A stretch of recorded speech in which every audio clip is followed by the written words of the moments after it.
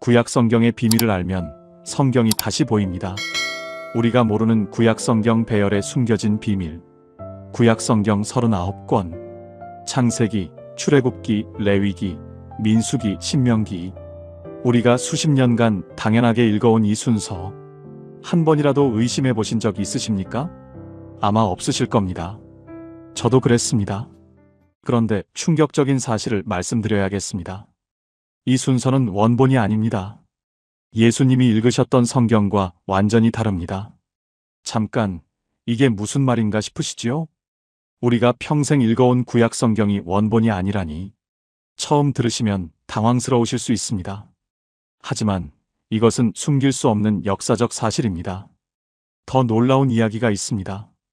이 사실을 신학교에서도 깊이 가르치지 않습니다. 목사들도 대부분 잘 모릅니다. 설교에서도, 성경 공부에서도, 신앙서적에서도 거의 다루지 않습니다. 왜 그럴까요?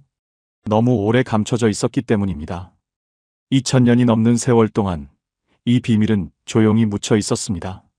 지금 이 순간에도 유대인들은 우리와 다른 순서로 성경을 읽고 있습니다. 그들이 읽는 히브리어 성경, 타나크라고 부르는 그 성경은 우리가 아는 구약과 배열이 완전히 다릅니다. 같은 39권인데 순서가 다릅니다. 같은 내용인데 끝나는 책이 다릅니다. 우리 성경은 말라기로 끝나지만 히브리어 성경은 역대기로 끝납니다. 이게 왜 중요하냐고요? 이 배열의 차이 안에 하나님이 설계하신 놀라운 비밀이 숨겨져 있기 때문입니다. 그냥 순서가 다른 게 아닙니다. 하나님의 구원 계획이, 메시아를 향한 예언이 완전히 다른 방식으로 펼쳐집니다. 솔직히 고백하겠습니다. 저도 목회를 15년 넘게 하면서 이 사실을 제대로 몰랐습니다. 구약 성경이 어렵다고만 생각했습니다. 레위기만 펼치면 졸음이 쏟아졌고 열왕기는 누가 누군지 헷갈렸습니다. 민수기의 족보는 왜 이렇게 긴지, 이게 다 무슨 의미가 있는지 알 수 없었습니다. 그래서 저도 많은 목사들처럼 신약 중심으로 설교했습니다. 구약은 그저 신약을 이해하기 위한 배경 정도로만 여겼습니다. 그런데 3년 전 한 권의 책을 읽다가 멈칫했습니다. 세계적인 구약학자의 이런 문장이 눈에 들어왔습니다. 구약 성경의 배열 순서를 알면 하나님의 마음이 보인다. 처음에는 무슨 뜻인지 이해가 안 됐습니다. 배열 순서가 뭐 그리 중요하다는 걸까? 그래서 연구를 시작했습니다. 히브리어 성경의 구조를 파고들었습니다. 왜 유대인들은 다른 순서로 읽는지, 언제부터 우리 성경이 지금의 순서가 됐는지 추적했습니다. 그리고 마침내 깨달았습니다. 그 순간 저는 서재에서 무릎을 꿇었습니다. 30년 넘게 성경을 읽었는데 이제야 구약의 설계도가 보이기 시작했습니다. 왜 창세기 다음에 출애굽기가 오는지, 왜 시편이 성경 한가운데 자리 잡고 있는지, 왜 말라기가 400년의 침묵을 예고하며 끝나는지, 모든 배열에 하나님의 의도가 담겨 있었습니다. 단 한 권도 우연히 그 자리에 있는 게 아니었습니다. 혹시 여러분도 이런 경험 있으십니까? 구약 성경을 읽다가 중간에 포기하신 적 말입니다. 창세기는 재미있는데 출애굽기 후반부터 슬슬 힘들어지고 레위기에서 완전히 멈추신 적 있으시지요? 아니면 시편과 잠언만 골라 읽으시다가 덮으신 적 있으십니까? 열왕기상하, 역대기상하는 도대체 뭐가 다른 건지 헷갈리셨던 적은요? 그렇다면 오늘이 바로 그 답을 얻으실 날입니다. 구약 성경이 어려웠던 이유가 있습니다. 우리가 배열의 비밀을 몰랐기 때문입니다. 지도 없이 낯선 도시를 헤매는 것과 같았습니다. 하지만 오늘 그 지도를 손에 쥐시게 될 것입니다. 오늘 여러분과 나눌 이야기는 구약 성경 배열에 숨겨진 7가지 비밀입니다. 이 7가지를 알고 나면 구약 성경이 완전히 새롭게 읽힙니다. 지루하던 족보가 감동으로 다가옵니다. 건너뛰던 율법서에서 예수님의 그림자가 보입니다. 어렵기만 하던 예언서가 오늘 내 삶에 말씀하시는 하나님의 음성으로 들립니다. 이 비밀은 단순한 성경 지식이 아닙니다. 여러분의 성경 읽기를 완전히 바꿔놓을 하나님의 설계도입니다. 2000년간 감춰져 있던 보물지도입니다. 혹시 지금 이 순간 마음이 움직이는 분 계십니까? 나도 구약 성경이 어려웠는데 나도 이 비밀을 알고 싶다는 생각이 드시는 분 계십니까? 그렇다면 댓글에 아멘으로 함께 해주세요. 여러분의 그 작은 고백이 오늘 이 말씀을 끝까지 붙드는 첫걸음이 될 것입니다. 자, 준비되셨습니까? 지금부터 구약 성경 배열에 숨겨진 첫 번째 비밀을 함께 열어보겠습니다. 첫 번째 비밀. 구약 성경은 원래 세 부분으로 나뉘어 있었습니다. 여러분, 우리가 읽는 구약 성경 39권, 이 책들이 어떻게 분류되어 있는지 생각해 보신 적 있으십니까? 보통 우리는 이렇게 알고 있습니다. 율법서 5권, 역사서 12권, 시가서 5권, 대선지서 5권, 소선지서 12권, 이렇게 5부분으로 나눕니다. 그런데 이 분류 방식 어디서 온 걸까요? 놀라운 사실을 말씀드리겠습니다. 이 분류는 원본이 아닙니다. 기원전 3세기경 그리스어로 번역된 72역 성경에서 시작된 분류입니다. 히브리어 원본 성경은 완전히 다른 방식으로 나뉘어 있었습니다. 예수님이 읽으셨던 히브리어 성경, 유대인들이 타나크라고 부르는 그 성경은 세 부분으로만 나뉩니다. 토라, 네비임, 케투빔, 우리말로 하면 율법, 예언서, 성문서입니다. 타나크라는 이름 자체가 이 세 부분의 첫 글자를 딴 것입니다. 토라의 타, 네비임의 나, 케투빔의 크, 합치면 타나크가 됩니다. 이것이 왜 중요할까요? 예수님께서 직접 이 구조를 말씀하셨기 때문입니다. 누가복음 24장 44절을 보십시오. 예수님께서 부활하신 후 제자들에게 이렇게 말씀하셨습니다. 내가 너희와 함께 있을 때에 너희에게 말한 바 곧 모세의 율법과 선지자의 글과 시편에 나를 가리켜 기록된 모든 것이 이루어져야 하리라 한 말이 이것이라. 여기서 모세의 율법이 토라입니다. 선지자의 글이 네비임, 곧 예언서입니다. 그리고 시편은 케투빔, 곧 성문서 전체를 대표하는 표현입니다. 왜냐하면 시편이 성문서의 맨 앞에 있었기 때문입니다. 예수님께서 구약 성경을 이 세 부분으로 정확히 구분하셨습니다. 이 구조를 알면 무엇이 달라질까요? 구약 성경 전체의 설계도가 보이기 시작합니다. 첫 번째 부분인 토라는 하나님의 말씀이요, 명령입니다. 두 번째 부분인 네비임은 그 말씀에 순종하거나 불순종했을 때 어떤 일이 일어나는지를 보여줍니다. 세 번째 부분인 케투빔은 하나님의 백성이 그 말씀을 삶 속에서 어떻게 살아내는지를 담고 있습니다. 말씀, 역사, 삶. 이 세 가지가 완벽한 순서로 배열되어 있었습니다. 그런데 우리가 읽는 성경은 이 구조가 흐트러져 있습니다. 역사서와 예언서가 뒤섞이고 시가서가 중간에 끼어들었습니다. 그래서 전체 흐름이 잘 안 보였던 것입니다. 마치 퍼즐 조각들을 다른 순서로 맞추려고 했던 것과 같습니다. 경기도 수원에 사시는 63세 박영숙 권사님이 계십니다. 이분은 40년 넘게 교회에 다니셨습니다. 구역장도 하시고 권사 안수도 받으시고 성경 통독도 여러 번 하셨습니다. 그런데 늘 마음에 걸리는 게 있었다고 합니다. 구약 성경을 읽을 때마다 중간에 막히는 느낌이 들었습니다.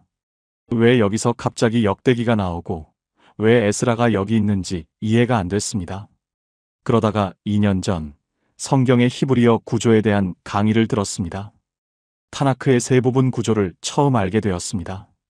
그 순간 눈이 번쩍 뜨이는 것 같았다고 합니다. 아, 원래 이렇게 읽는 거였구나. 그 후로 구약 성경이 완전히 다르게 읽히기 시작했습니다. 전에는 그냥 옛날 역사책처럼 느껴지던 것이 이제는 하나님의 설계가 보이는 보물 지도처럼 느껴진다고 합니다. 사랑하는 여러분, 구약 성경의 첫 번째 비밀은 바로 이것입니다. 원래 구약은 세 부분으로 나뉘어 있었습니다. 그리고 이 세 부분의 순서 안에 하나님의 완벽한 설계가 담겨 있습니다. 오늘부터 구약을 읽으실 때 이 구조를 기억해 주십시오. 토라, 네비임, 케투빔, 말씀, 역사, 삶. 이 큰 그림을 알고 읽으시면 개별 책들의 의미가 훨씬 선명하게 다가올 것입니다. 함께 기도하시겠습니까? 하나님 아버지, 오늘 구약 성경의 원래 구조를 알게 해주셔서 감사합니다. 예수님께서 직접 말씀하신 그 세 부분의 비밀을 이제야 깨닫습니다. 율법과 선지자의 글과 시편 안에 담긴 주님의 설계를 볼 수 있는 눈을 열어주소서. 이 말씀을 읽을 때마다 하나님의 마음이 보이게 하시고 예수님을 발견하게 하소서. 예수님의 이름으로 기도합니다. 아멘. 이제 두 번째 비밀로 넘어가겠습니다. 토라, 곧 율법서가 맨 앞에 있는 이유가 있습니다. 이 비밀을 알면 창세기부터 신명기까지 5권이 완전히 새롭게 읽힙니다. 두 번째 비밀 토라가 맨 앞에 있는 이유, 모든 것의 기초입니다. 두 번째 비밀은 토라의 위치에 관한 것입니다. 왜 율법서 5권이 맨 앞에 있을까요? 그냥 시간 순서대로 배열한 것 아니냐고 생각하실 수 있습니다. 창세기가 천지창조부터 시작하니까 당연히 맨 앞 아니냐고요. 하지만 그것만이 아닙니다. 토라가 맨 앞에 있는 데는 깊은 신학적 의미가 숨겨져 있습니다. 유대인들에게 토라는 단순한 역사 기록이 아닙니다. 하나님의 직접적인 말씀, 곧 계시의 핵심입니다. 그래서 히브리어 성경에서 토라는 다른 모든 책의 기초가 됩니다. 예언서도, 성문서도 모두 토라 위에 세워집니다. 이것을 건물로 비유하면 이해가 쉽습니다. 토라는 기초입니다. 예언서는 그 위에 세워진 기둥들입니다. 성문서는 지붕이요, 인테리어입니다.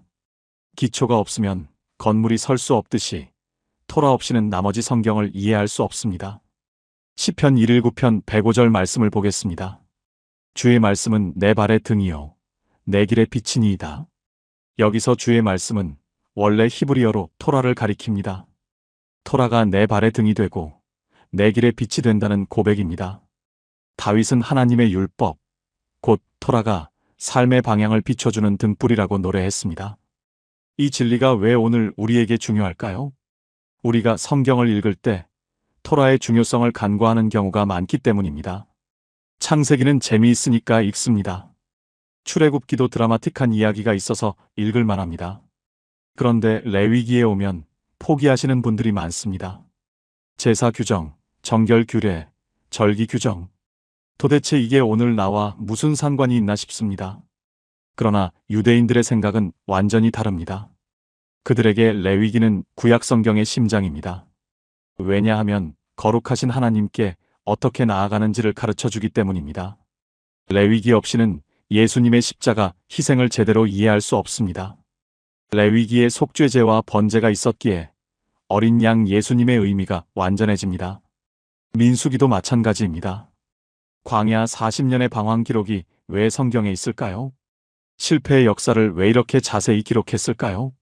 그것은 우리 인생의 광야 시간에 하나님이 어떻게 함께 하시는지를 보여주기 위함입니다.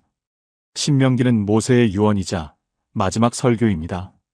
약속의 땅을 눈앞에 두고 모세가 백성들에게 다시 한번 토라를 가르칩니다. 잊지 말라.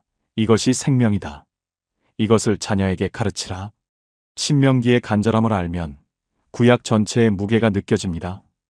부산 해운대에 사시는 58세 김정호 장로님 이야기를 나누고 싶습니다. 이분은 기업을 운영하시는 분입니다.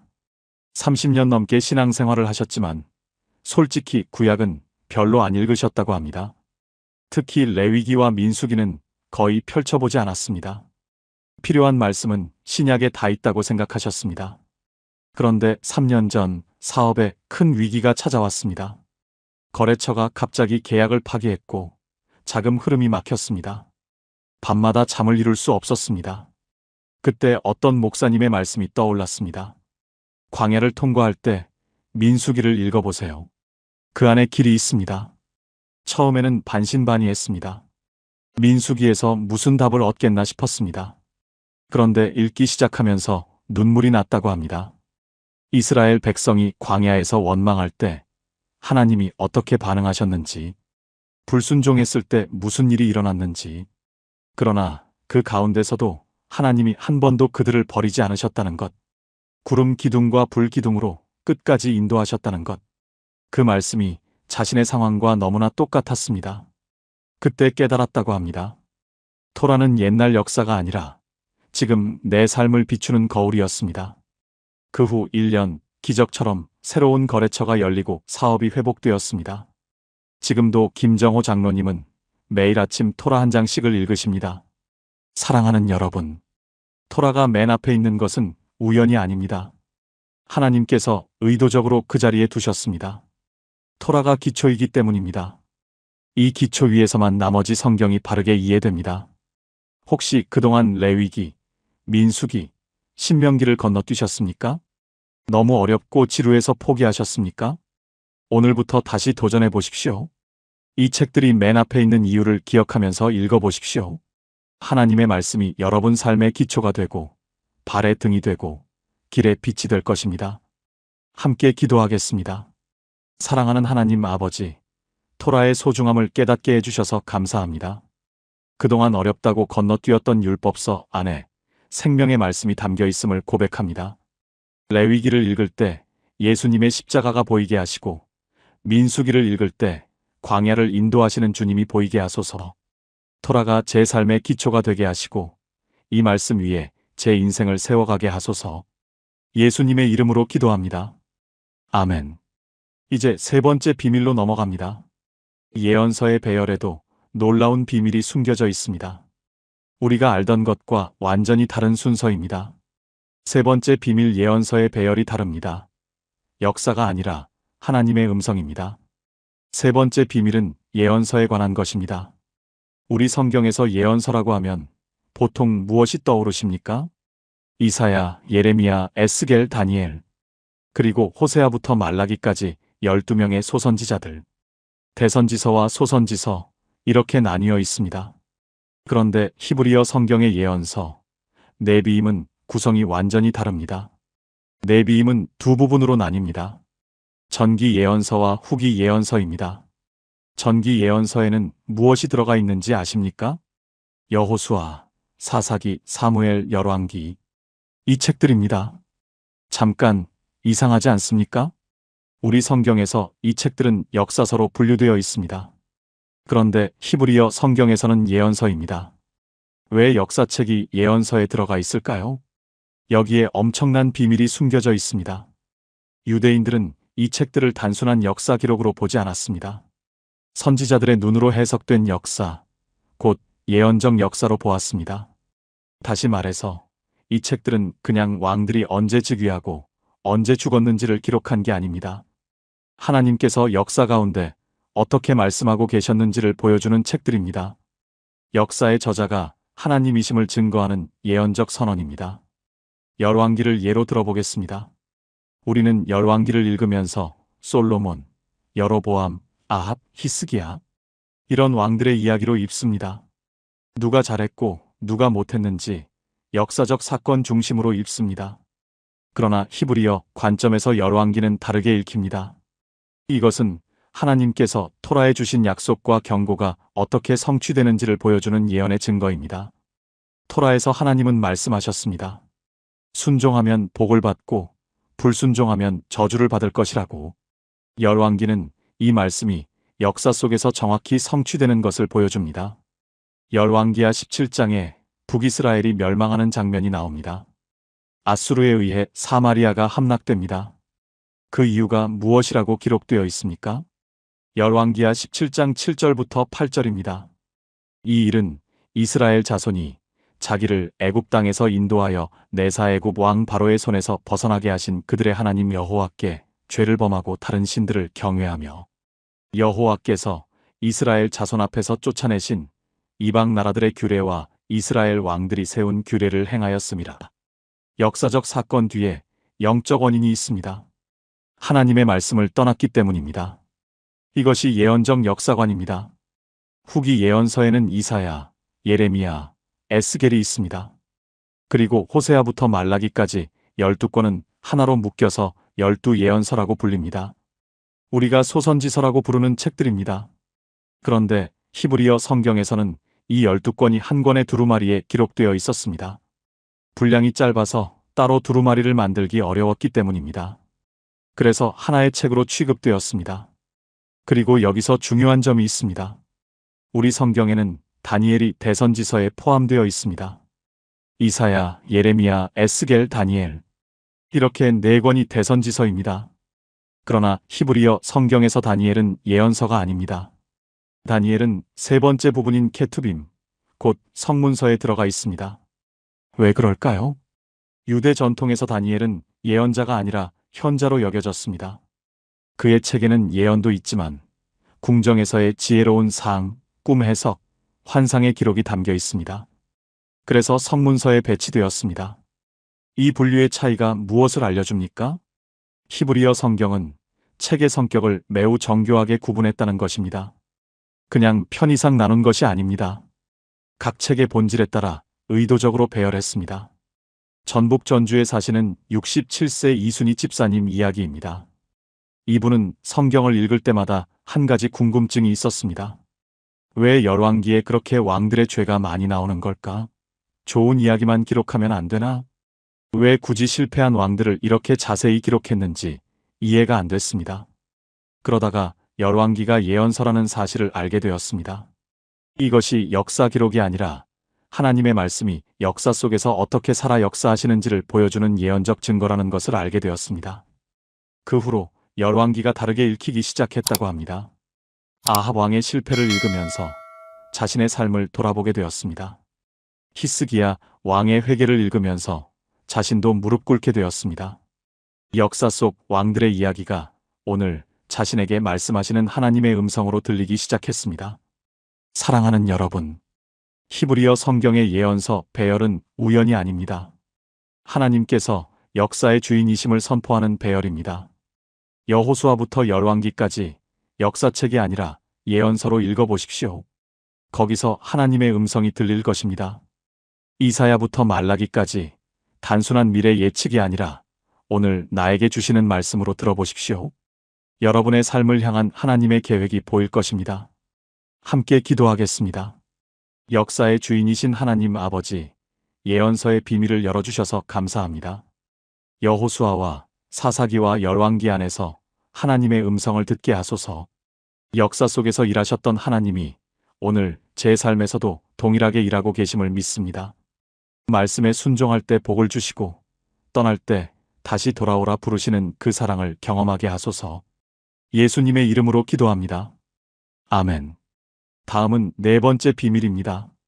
성문서 케투빔의 배열에도 놀라운 비밀이 숨겨져 있습니다. 여기에 하나님 백성의 실제 삶이 담겨 있습니다. 네 번째 비밀 성문서는 삶의 현장입니다. 하나님과 동행하는 일상의 기록입니다. 네 번째 비밀은 케투빔, 곧 성문서에 관한 것입니다. 히브리어 성경의 세 번째 부분입니다. 토라가 하나님의 말씀이고 네비임이 그 말씀의 역사적 증거라면 케투빔은 무엇일까요? 케투빔은 하나님의 백성이 일상에서 그 말씀을 어떻게 살아내는지를 보여줍니다. 케투빔에는 어떤 책들이 들어 있습니까? 시편, 잠언, 욥기, 아가서, 룻기, 전도서, 에가, 에스더, 다니엘, 에스라, 느헤미야, 그리고 역대기상하. 이 책들이 성문서에 포함됩니다. 우리 성경에서 이 책들은 여기저기 흩어져 있습니다. 시편과 잠언은 시가서에 있고, 룻기는 역사서에 있고, 에스더도 역사서에 있습니다. 그런데 히브리어 성경에서는 이 책들이 모두 하나의 카테고리로 묶여 있습니다. 왜 그럴까요?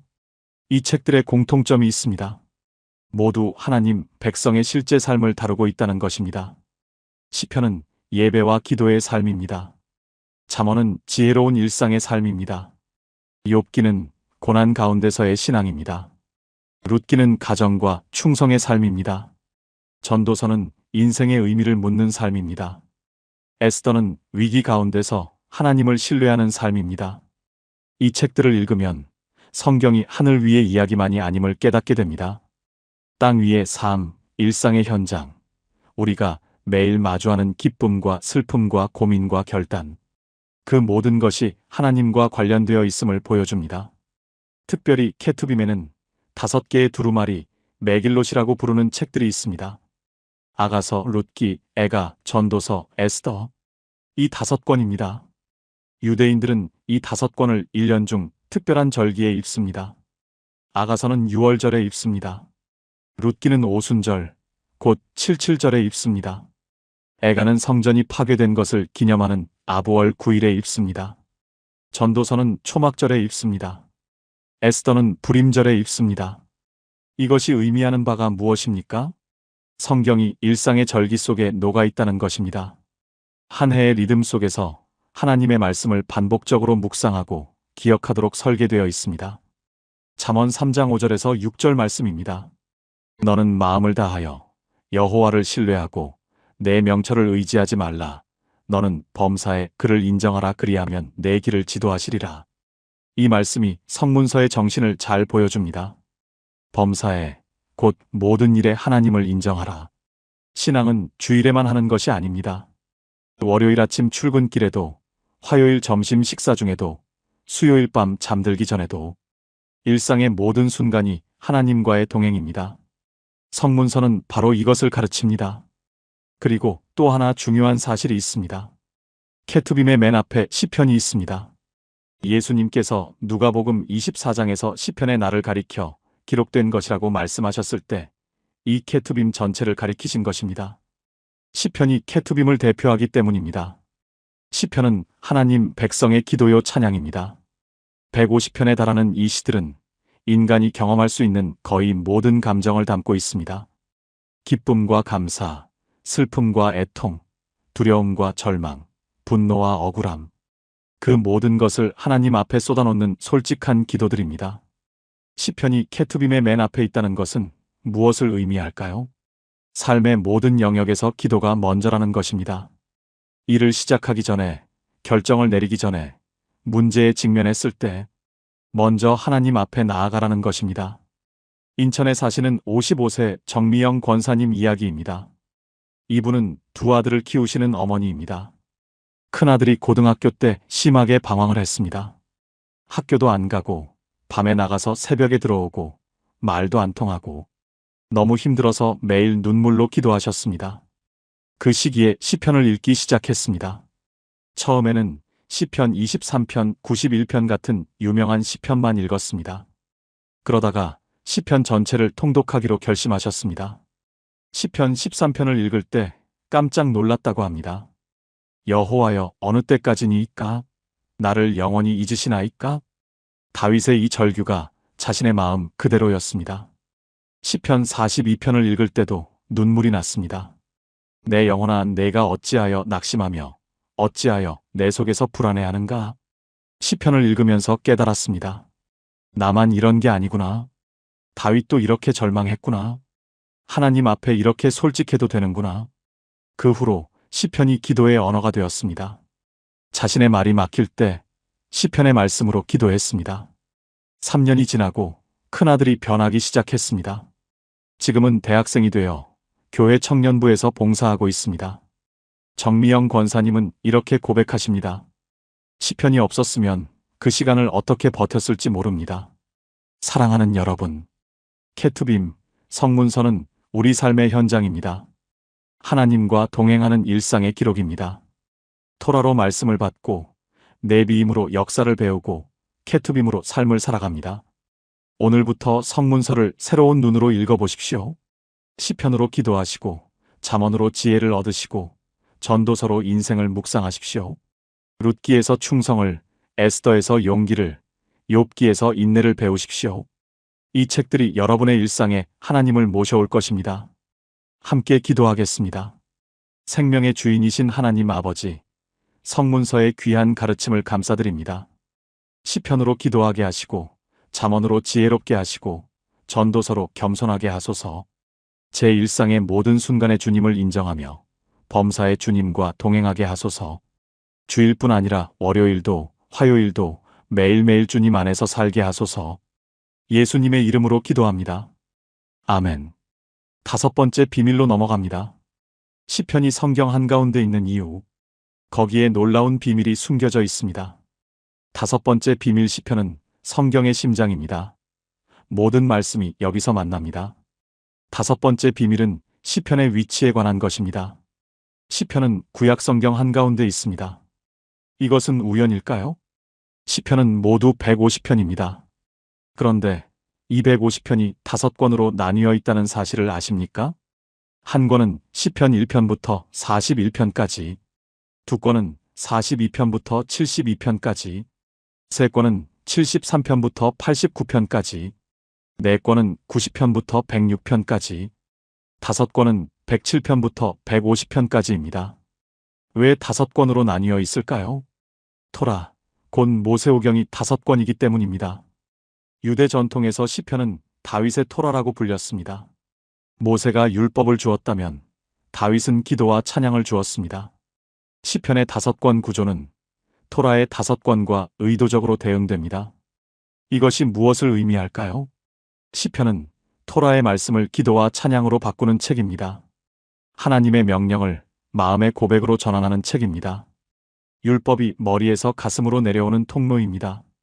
시편 1편을 보십시오. 시편 전체가 이 말씀으로 시작합니다. 복 있는 사람은 악인들의 꾀를 따르지 아니하며 죄인들의 길에 서지 아니하며 오만한 자들의 자리에 앉지 아니하고 오직 여호와의 율법을 즐거워하여 그의 율법을 주야로 묵상하는도다. 시편의 첫 번째 시가 토라, 곧 율법에 대한 찬양으로 시작합니다. 복 있는 사람이 누구입니까? 여호와의 율법을 즐거워하고 주야로 묵상하는 사람입니다. 시편은 처음부터 토라와 연결되어 있습니다.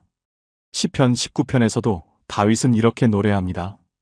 여호와의 율법은 완전하여 영혼을 소생시키며 여호와의 증거는 확실하여 우둔한 자를 지혜롭게 하며. 토라의 완전함을 찬양하는 시입니다. 율법이 영혼을 소생시킨다고 고백합니다. 그리고 시편 중 가장 긴 시편 119편을 보십시오. 무려 176절로 이루어진 이 시편 전체가 하나님의 말씀, 곧 토라에 대한 사랑 고백입니다. 주의 말씀은 내 발의 등이요 내 길의 빛이니이다. 주의 율례들로 말미암아 내가 명철하게 되었으므로 모든 거짓 행위를 미워하나이다. 주의 말씀의 맛이 내게 어찌 그리 단지요 내 입의 꿀보다 더하니이다. 이 고백들이 시편 119편에 가득합니다. 시편이 성경의 중앙에 위치한다는 것은 깊은 의미가 있습니다. 시편은 구약 전체를 연결하는 중심축입니다. 토라의 가르침이 시편에서 기도가 됩니다. 예언서의 메시지가 시편에서 찬양이 됩니다. 성문서의 지혜가 시편에서 묵상이 됩니다. 그래서 시편은 성경의 심장이라고 불립니다. 심장이 피를 온몸으로 보내듯이 시편은 성경의 생명을 우리 삶으로 보냅니다. 그리고 시편에는 예수님에 대한 예언이 가장 많이 담겨 있습니다. 시편 22편은 십자가의 고난을 예언합니다. 나의 하나님이여, 나의 하나님이여, 어찌 나를 버리셨나이까? 예수님께서 십자가에서 이 시편을 인용하셨습니다. 시편 23편은 선한 목자 되신 예수님을 보여줍니다. 시편 110편은 메시아의 왕권을 선포합니다. 신약에서 가장 많이 인용되는 구약책이 바로 시편입니다. 강원도 춘천에 사시는 72세 최영자 권사님 이야기입니다. 이분은 남편을 10년 전에 하늘나라로 보내셨습니다. 홀로 지내시면서 외로움이 많으셨습니다. 특히 밤이 되면 쓸쓸함이 밀려왔습니다. 그때부터 매일 밤 시편을 읽기 시작하셨습니다. 처음에는 시편 23편, 91편 같은 익숙한 시편을 읽으셨습니다. 그러다가 1편부터 150편까지 순서대로 읽기 시작하셨습니다.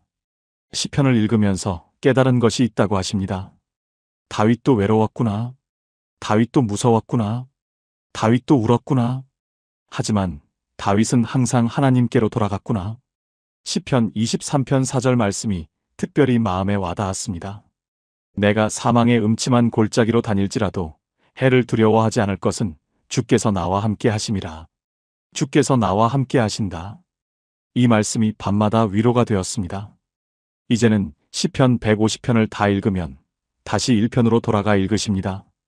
벌써 30번 넘게 통독하셨다고 합니다. 시편이 친구가 되었고, 시편이 위로가 되었고, 시편이 기도가 되었습니다. 사랑하는 여러분, 시편은 성경의 심장입니다. 모든 말씀이 여기서 만납니다. 율법과 예언과 지혜가 모두 시편에서 기도와 찬양이 됩니다. 혹시 기도가 막혀 있으십니까? 내 말로 기도하기 어려우십니까? 시편으로 기도해 보십시오. 다윗의 말을 빌려 하나님께 나아가 보십시오. 시편이 여러분의 기도 언어가 되어줄 것입니다. 함께 기도하겠습니다. 사랑의 하나님 아버지, 시편이 성경의 심장임을 깨닫게 해주셔서 감사합니다.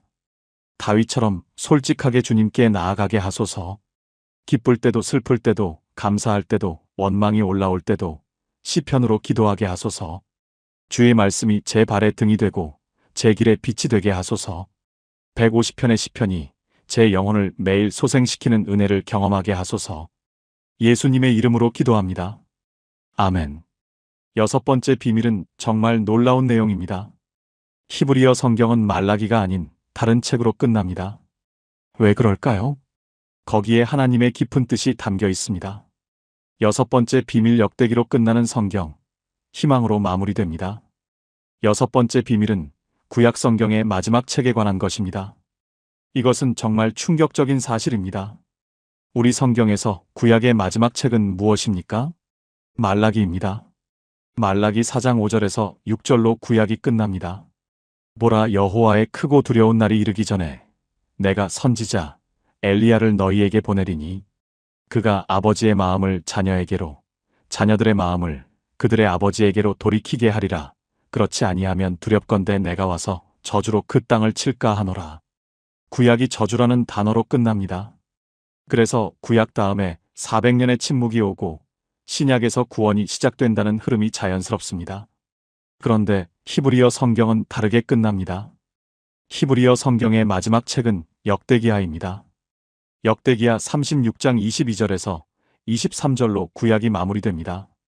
바사왕 고레스 원년에 여호와께서 예레미야의 입으로 하신 말씀을 이루시려고 바사왕 고레스의 마음을 감동시키심에 그가 온 나라에 공포도 하고 조서도 내려 이르되 바사왕 고레스는 말하노니 하늘의 하나님 여호와께서 세상 모든 나라를 내게 주셨고 나에게 명령하사 유다 예루살렘에 성전을 건축하라 하셨나니 너희 중에 그의 백성된 자는 다 올라갈지어다. 너희 하나님 여호와께서 함께 하시기를 원하노라 하였더라. 완전히 다른 분위기입니다. 저주가 아니라 회복으로 끝납니다.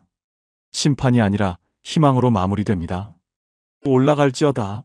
하나님께서 함께 하시기를 원하노라. 이것이 히브리어 성경의 마지막 말씀입니다. 왜 이렇게 다를까요? 왜 유대인들은 역대기를 맨 마지막에 배치했을까요?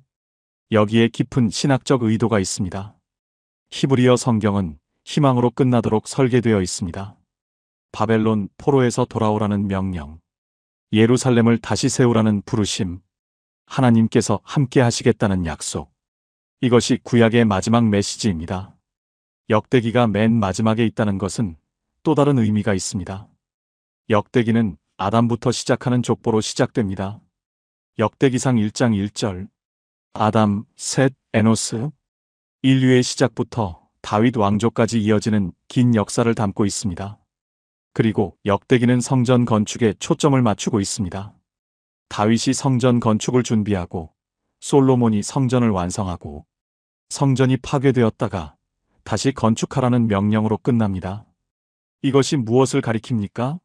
성전의 회복입니다. 하나님의 임재가 다시 돌아오는 것입니다. 역대기 마지막에 올라갈지어다는 단순히 지리적 귀환이 아닙니다. 하나님께로 돌아가라는 영적 초대입니다. 그리고 신약 성경이 어떻게 시작됩니까? 마태복음 1장 1절 아브라함과 다윗의 자손 예수 그리스도의 계보라. 족보로 시작합니다. 역대기가 족보로 시작하여 성전 재건의 희망으로 끝나고 마태복음이 족보로 시작하여 예수님을 소개합니다. 예수님께서 요한복음 2장에서 뭐라고 말씀하셨습니까? 이 성전을 헐라 내가 사흘 동안에 일으키리라. 자신의 몸을 성전이라고 하셨습니다. 역대기 끝에 성전 재건 희망이 예수님 안에서 완성됩니다. 히브리어 성경의 배열은 처음부터 예수님을 가리키도록 설계되어 있었습니다. 경상남도 창원에 사시는 61세 박준호 장로님 이야기입니다. 이분은 건축업에 종사하시는 분입니다. 평생 건물을 짓는 일을 하셨습니다. 그런데 몇 년 전 회사가 심각한 위기를 맞았습니다. 대형 프로젝트에서 큰 손실이 발생했고 부도 직전까지 갔습니다. 모든 것이 무너지는 것 같았습니다. 30년간 쌓아온 모든 것이 허물어지는 느낌이었습니다. 그때 새벽 기도에서 역대기를 읽게 되었습니다. 역대기야 마지막 장을 읽는데 마음이 울렁거렸습니다. 예루살렘이 파괴되고 성전이 불탔고 백성이 포로로 끌려갔습니다. 완전한 멸망이었습니다. 그런데 그 다음 구절 바사왕 고레스 원년에 하나님께서 예레미야의 예언을 이루시려고 이방 왕의 마음을 감동시키셨습니다. 그리고 올라갈지어다 성전을 건축하라. 그 말씀이 자신에게 주시는 말씀처럼 느껴졌습니다. 지금은 무너졌지만 다시 세울 수 있다. 하나님께서 함께 하신다. 그 새벽 무릎 꿇고 울며 기도했습니다. 주님, 저도 다시 세우게 해주세요. 함께 해주세요. 기적이 일어나기 시작했습니다. 포기했던 채권이 회수되었고 새로운 프로젝트가 들어왔습니다. 1년 만에 회사가 정상화되었습니다. 지금은 오히려 더 튼튼한 회사가 되었습니다. 박준호 장로님은 이렇게 고백하십니다. 역대기 마지막 구절이 제 인생을 바꿨습니다. 무너져도 다시 세우시는 하나님, 함께 하시는 하나님을 만났습니다. 사랑하는 여러분, 히브리어 성경은 희망으로 끝납니다. 저주가 아니라 회복으로, 심판이 아니라 부르심으로 마무리됩니다. 올라갈지어다. 하나님께서 함께 하시기를 원하노라. 혹시 지금 무너진 것이 있으십니까? 삶이 폐허처럼 느껴지십니까? 관계가 파괴되었습니까? 건강이 무너졌습니까? 꿈이 산산조각 났습니까? 그래도 희망이 있습니다. 역대기의 하나님은 회복의 하나님이십니다. 포로된 자들을 돌아오게 하시고 무너진 성전을 다시 세우시는 분이십니다. 오늘 여러분에게도 말씀하십니다. 올라갈지어다. 내가 너와 함께 하리라. 함께 기도하겠습니다. 회복의 하나님 아버지, 역대기 마지막 말씀으로 희망을 주셔서 감사합니다. 제 인생에 무너진 것들을 다시 세워주소서. 폐허가 된 마음에 성전을 세워주소서. 파괴된 관계를 회복시켜 주소서. 주님께서 저와 함께 하심을 믿고 다시 올라가겠습니다. 다시 세우겠습니다. 주님과 함께 다시 시작하겠습니다. 예수님의 이름으로 기도합니다. 아멘. 이제 마지막 7번째 비밀입니다. 구약 성경 전체의 배열이 결국 누구를 가리키고 있는지 가장 놀라운 비밀을 열어보겠습니다. 7번째 비밀, 모든 배열이 예수님을 가리킵니다. 구약은 메시아를 향한 긴 여정입니다. 마지막 7번째 비밀입니다. 이것은 구약 성경 배열의 가장 핵심적인 비밀입니다. 지금까지 우리는 6가지 비밀을 살펴보았습니다. 세 부분으로 나뉜 구조, 토라가 맨 앞에 있는 이유, 예언서의 다른 배열, 성문서의 삶의 현장, 시편이 중앙에 있는 이유, 역대기로 끝나는 희망. 이 모든 것이 하나의 방향을 가리키고 있습니다. 바로 예수 그리스도입니다. 예수님께서 직접 이것을 말씀하셨습니다. 누가복음 24장 27절입니다. 이에 모세와 모든 선지자의 글로 시작하여 모든 성경에 쓴 바 자기에 관한 것을 자세히 설명하시니라. 부활하신 예수님께서 엠마오로 가는 두 제자에게 나타나셨습니다. 그리고 모세의 율법부터 모든 선지자의 글부터 모든 성경에서 자기에 관해 기록된 것을 설명해 주셨습니다. 구약 전체가 예수님에 관한 것이었습니다. 요한복음 5장 39절에서도 예수님은 말씀하셨습니다. 너희가 성경에서 영생을 얻는 줄 생각하고 성경을 연구하거니와 이 성경이 곧 내게 대하여 증언하는 것이니라. 유대인들은 성경을 열심히 연구했습니다. 토라를 외우고 예언서를 읽고 성문서를 묵상했습니다. 그런데 그 성경이 가리키는 분을 알아보지 못했습니다. 성경의 모든 말씀이 예수님을 증언하고 있었는데 말입니다. 구약 성경의 배열을 다시 생각해 보십시오. 토라는 무엇을 보여줍니까? 인간의 죄와 구원의 필요성입니다. 창세기에서 인간은 타락하고 에덴에서 쫓겨납니다. 출애굽기에서 어린 양의 피로 죽음을 면합니다. 레위기에서 속죄를 위한 희생제물이 필요합니다. 이 모든 것이 어린 양 되신 예수님을 예표합니다. 예언서는 무엇을 보여줍니까? 오실 메시아에 대한 약속입니다. 이사야 53장의 고난받는 종, 미가 5장의 베들레헴에서 나실 통치자, 스가랴 9장의 겸손하게 나귀를 타고 오시는 왕, 모두 예수님을 가리킵니다. 성문서는 무엇을 보여줍니까? 메시아를 기다리며 살아가는 신앙의 삶입니다. 시편에서 다윗은 메시아의 고난과 영광을 노래합니다. 잠언의 지혜는 예수님 안에서 완성됩니다. 고린도전서 1장 30절에서 바울은 예수님이 우리의 지혜가 되셨다고 말합니다. 그리고 히브리어 성경이 역대기로 끝나는 것. 올라갈지어다. 성전을 건축하라. 이것은 참 성전이신 예수님을 향한 초대입니다. 구약 성경 전체가 예수님을 향해 달려갑니다. 아담의 타락부터 역대기의 회복 명령까지 모든 배열이 한 분을 가리킵니다. 세상 죄를 지고 가는 하나님의 어린 양, 영원한 대제사장, 다윗의 후손이요 다윗의 주인, 만왕의 왕, 예수 그리스도. 마태복음 1장의 족보가 왜 그렇게 길까요?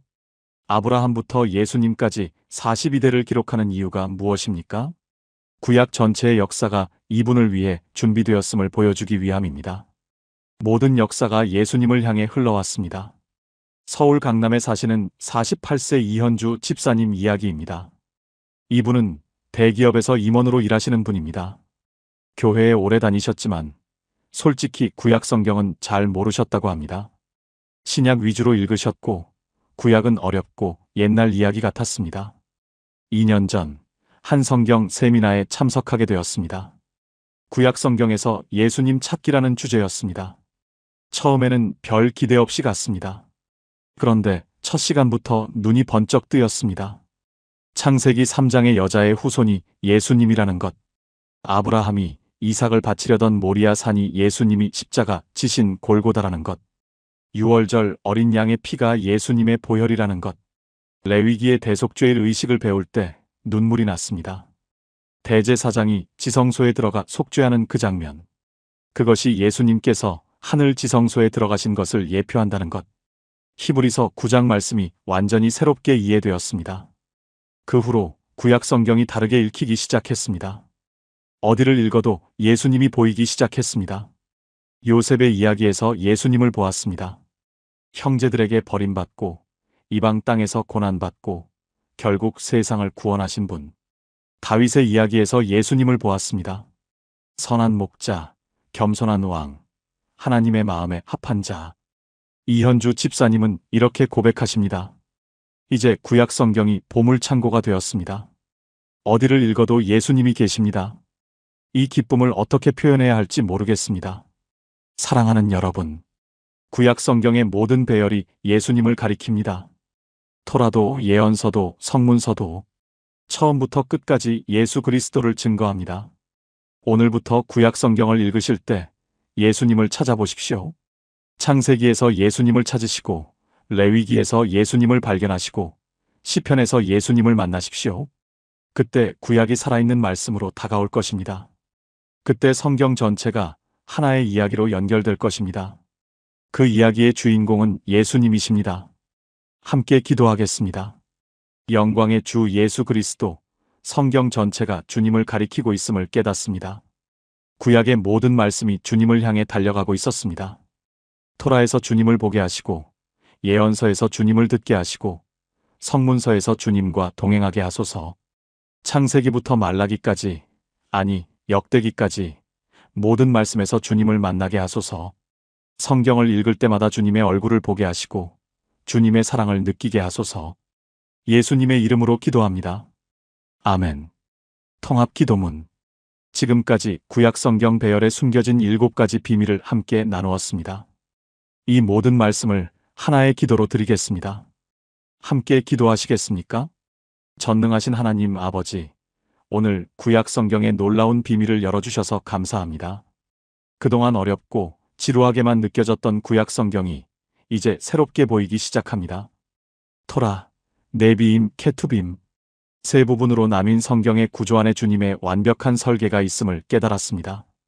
토라가 기초가 되고 예언서가 역사를 증거하고 성문서가 삶을 인도합니다. 율법서 5권이 맨 앞에 있는 것은 주님의 말씀이 모든 것의 기초이기 때문입니다. 레위기도, 민수기도, 신명기도 다시 읽겠습니다. 그 안에서 예수님의 그림자를 발견하겠습니다. 역사서가 예언서에 포함된 것은 역사의 주인이 하나님이시기 때문입니다. 여호수아부터 열왕기까지 역사 속에서 말씀하시는 주님의 음성을 듣겠습니다. 성문서는 삶의 현장입니다. 시편으로 기도하고 잠언으로 지혜를 얻고 전도서로 겸손을 배우겠습니다. 매일의 삶 가운데서 주님과 동행하겠습니다. 시편이 성경의 심장임을 고백합니다. 다윗처럼 솔직하게, 담대하게, 간절하게 주님께 나아가겠습니다. 150편의 시편이 제 영혼을 매일 소생시키게 하소서. 역대기로 끝나는 히브리어 성경의 희망을 붙듭니다. 무너져도 다시 세우시는 하나님, 함께 하시는 하나님, 올라갈지어다. 이 부르심에 응답하겠습니다. 그리고 무엇보다 모든 배열이 예수님을 가리키고 있음을 깨달았습니다. 구약 전체가 메시아를 향한 긴 여정이었습니다. 이제 그분을 알았으니 어디를 읽어도 예수님을 찾겠습니다. 창세기에서도 레위기에서도 시편에서도 역대기에서도 주님의 얼굴을 보겠습니다. 오늘 이 말씀을 들은 모든 분들의 성경 읽기가 완전히 바뀌게 하소서. 어렵던 구약이 보물창고가 되게 하소서. 지루하던 족보가 감동으로, 건너뛰던 율법서가 생명으로 다가오게 하소서. 이 모든 말씀을 주님의 은혜로 받고 주님의 영광을 위해 살아가겠습니다. 살아계신 예수 그리스도의 이름으로 기도합니다. 아멘. 마무리. 사랑하는 여러분, 오늘 구약 성경 배열에 숨겨진 7가지 비밀을 함께 나누었습니다. 첫째, 구약은 원래 세 부분으로 나뉘어 있었습니다. 토라, 네비임, 케투빔. 둘째, 토라가 맨 앞에 있는 것은 말씀이 모든 것의 기초이기 때문입니다. 셋째, 역사서가 예언서에 포함된 것은 역사가 하나님의 음성이기 때문입니다. 넷째, 성문서는 하나님과 동행하는 일상의 기록입니다. 다섯째, 시편은 성경의 심장으로 모든 말씀이 여기서 만납니다. 여섯째, 히브리어 성경은 역대기로 끝나며 희망으로 마무리됩니다. 일곱째, 모든 배열이 예수 그리스도를 가리킵니다. 이 7가지 비밀을 아는 것과 모르는 것은 하늘과 땅 차이입니다. 지도 없이 낯선 도시를 헤매는 것과 완벽한 지도를 들고 여행하는 것의 차이입니다. 오늘 여러분은 그 지도를 손에 쥐셨습니다. 이제 구약 성경이 다르게 읽힐 것입니다. 레위기가 더 이상 지루하지 않을 것입니다. 열왕기가 더 이상 복잡하게만 느껴지지 않을 것입니다. 시편이 더 깊이 다가올 것입니다. 그리고 어디를 읽어도 예수님이 보일 것입니다. 오늘 이 말씀이 여러분의 마음에 닿았다면 지금 댓글에 아멘으로 고백해 주세요. 그리고 오늘 나눈 7가지 중에서 가장 마음에 와닿은 것이 무엇인지 한 줄로 남겨주시면 감사하겠습니다. 여러분의 그 고백이 누군가에게 큰 은혜가 될 것입니다. 이 말씀이 필요한 분이 주위에 계시다면 공유해 주십시오. 더 많은 분들이 구약 성경의 비밀을 알고 말씀의 깊은 은혜를 경험하시기를 바랍니다. 하나님 아버지께서 여러분의 성경 읽기를 축복해 주시기를 기도합니다. 오늘부터 구약 성경이 새롭게 열리는 놀라운 경험을 하시기를 축복합니다. 말씀 안에서 예수님을 만나고 그분의 사랑을 깊이 경험하시기를 축복합니다. 여러분의 삶 위에 하나님의 은혜와 평강이 넘치시기를 주님의 이름으로 축복합니다. 감사합니다. 구약 성경의 비밀을 알면 성경이 다시 보입니다. 우리가 모르는 구약 성경 배열에 숨겨진 비밀. 구약 성경 39권. 창세기, 출애굽기, 레위기, 민수기, 신명기. 우리가 수십 년간 당연하게 읽어온 이 순서. 한 번이라도 의심해 보신 적 있으십니까? 아마 없으실 겁니다. 저도 그랬습니다. 그런데 충격적인 사실을 말씀드려야겠습니다. 이 순서는 원본이 아닙니다. 예수님이 읽으셨던 성경과 완전히 다릅니다. 잠깐, 이게 무슨 말인가 싶으시지요? 우리가 평생 읽어온 구약 성경이 원본이 아니라니. 처음 들으시면 당황스러우실 수 있습니다. 하지만 이것은 숨길 수 없는 역사적 사실입니다. 더 놀라운 이야기가 있습니다. 이 사실을 신학교에서도 깊이 가르치지 않습니다. 목사들도 대부분 잘 모릅니다. 설교에서도, 성경 공부에서도, 신앙서적에서도 거의 다루지 않습니다. 왜 그럴까요? 너무 오래 감춰져 있었기 때문입니다. 2000년이 넘는 세월 동안 이 비밀은 조용히 묻혀 있었습니다. 지금 이 순간에도 유대인들은 우리와 다른 순서로 성경을 읽고 있습니다.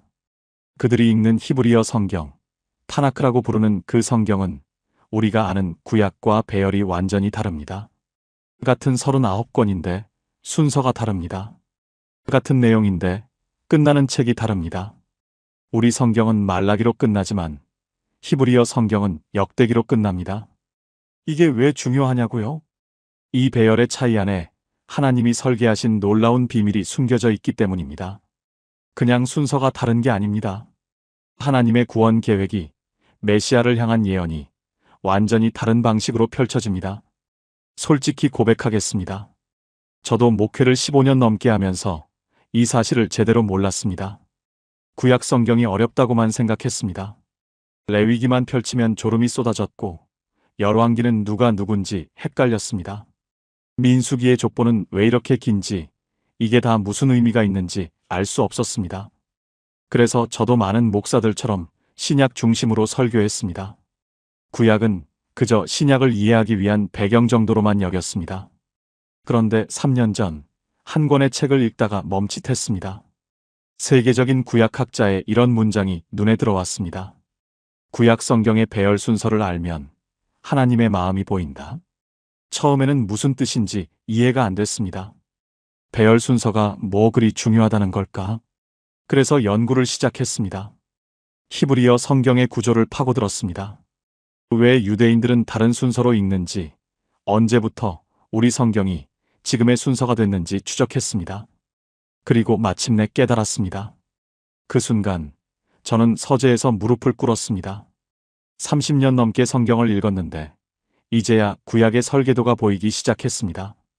왜 창세기 다음에 출애굽기가 오는지, 왜 시편이 성경 한가운데 자리 잡고 있는지, 왜 말라기가 400년의 침묵을 예고하며 끝나는지, 모든 배열에 하나님의 의도가 담겨 있었습니다. 단 한 권도 우연히 그 자리에 있는 게 아니었습니다. 혹시 여러분도 이런 경험 있으십니까? 구약 성경을 읽다가 중간에 포기하신 적 말입니다.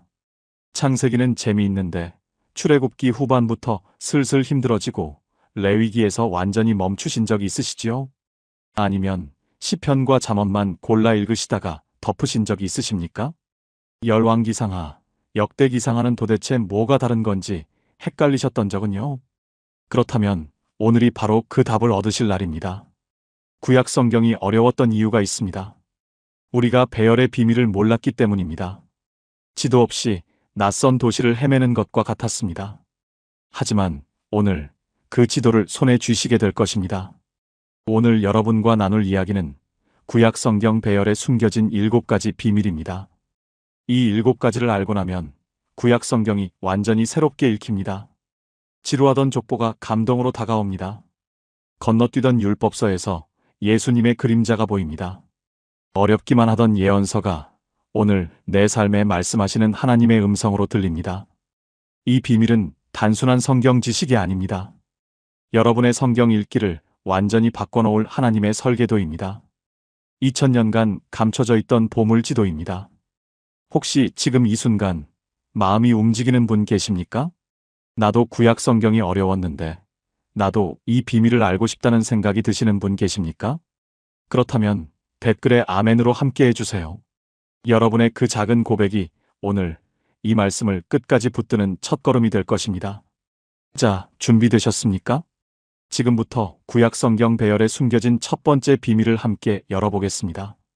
첫 번째 비밀, 구약 성경은 원래 세 부분으로 나뉘어 있었습니다. 여러분, 우리가 읽는 구약 성경 39권, 이 책들이 어떻게 분류되어 있는지 생각해 보신 적이 있으십니까? 보통 우리는 이렇게 알고 있습니다.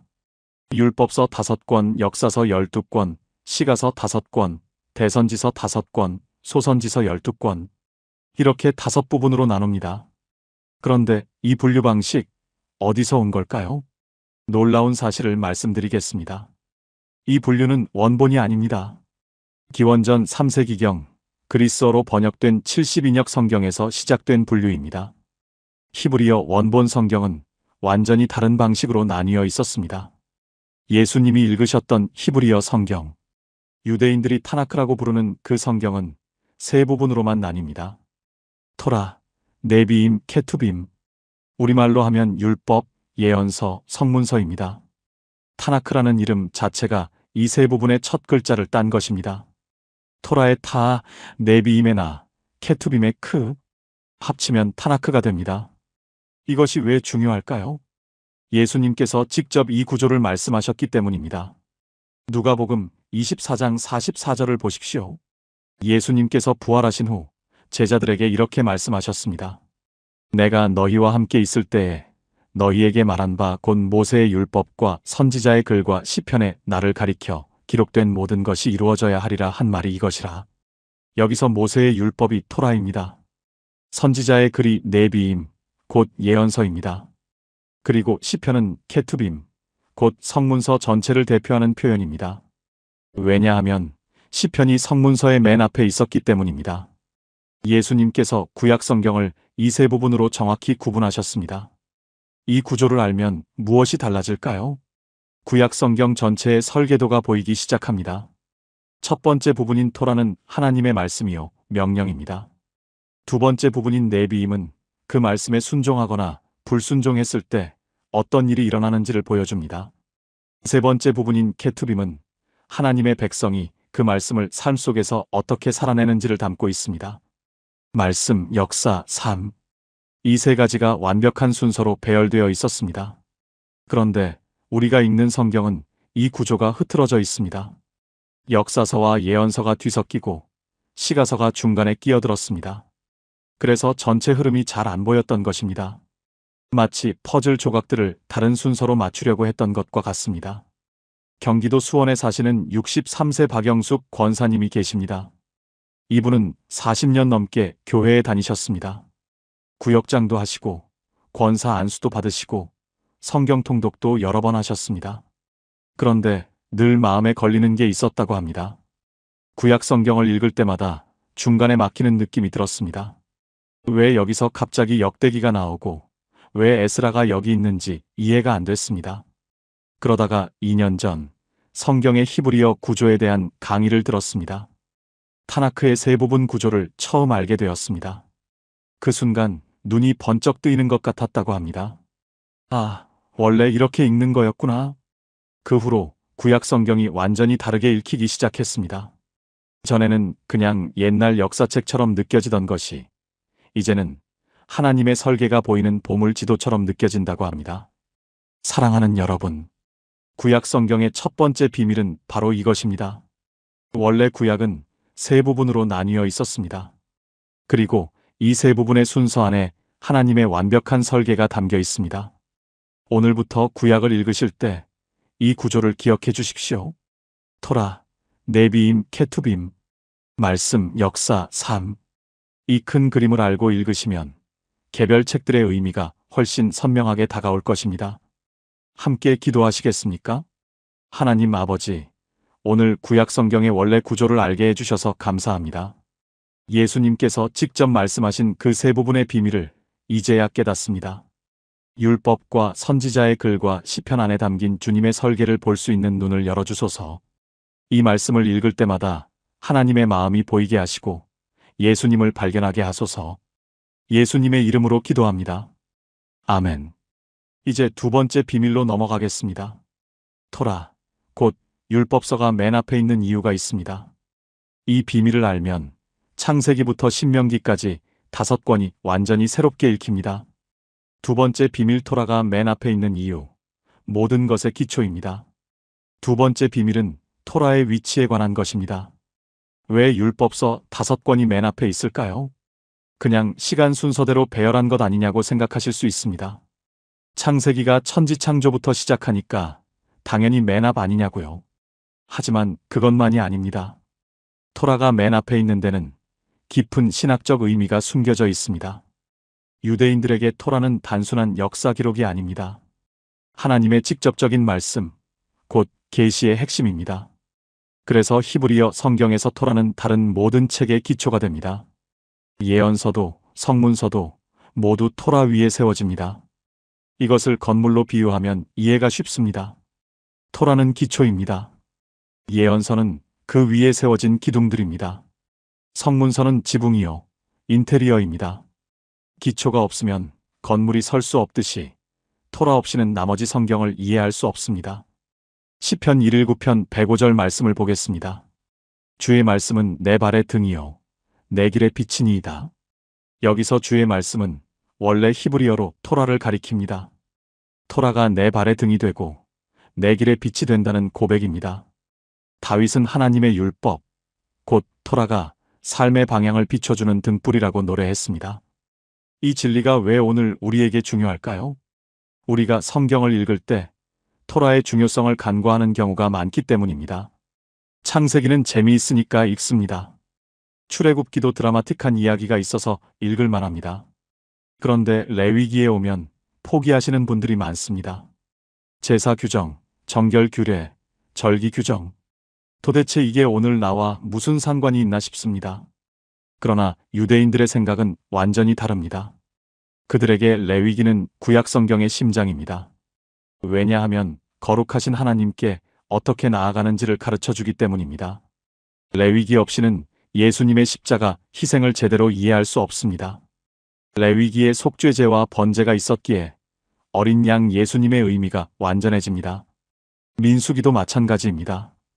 광야 40년의 방황 기록이 왜 성경에 있을까요? 실패의 역사를 왜 이렇게 자세히 기록했을까요?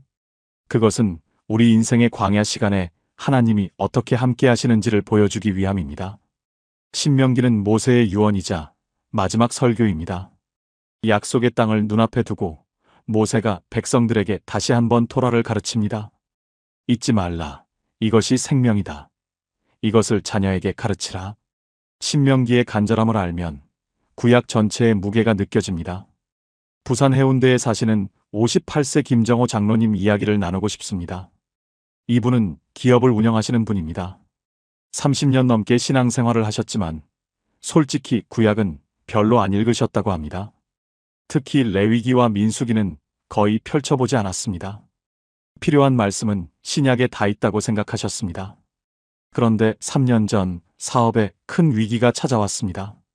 거래처가 갑자기 계약을 파기했고 자금 흐름이 막혔습니다.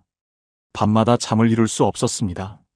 그때 어떤 목사님의 말씀이 떠올랐습니다.